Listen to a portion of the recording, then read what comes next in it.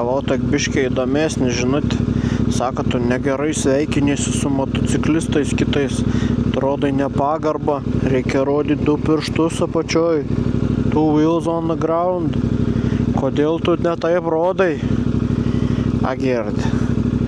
Aš kap noriu taip sveikinus. Aš sveikinus taip, kap man tuo metu autistinis smegenis sušveit. Aš karts mojuoju, karts rodau tiepštą, karts tiepštą. Beleko gengsaina metu. Dzin, svarbu ir pasisveikinti. Aišku, žiūrėjau į to žmogaus profilį. Nu ir spėkėt markį, kokios markis motociklas buvo profilį ant viršeliaus uždėts, nufotkins. Harley Davidson, atspėjot. Harley dažniausiai patys net nesisveikina išvies.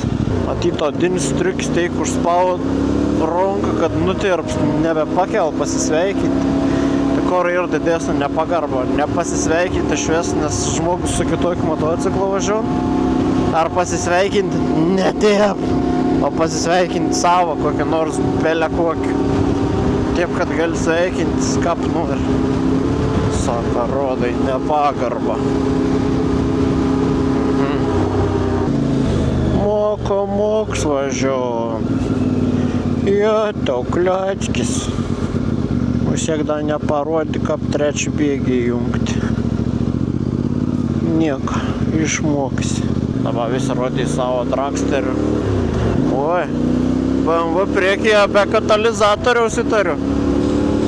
Aha, nekvep labai gera. Musėt ką tik iš Vokietijos, ką tik nuo tralo. O, kaip mocu, kas čia dabar? Geras, švark škar hebra. Ratuką.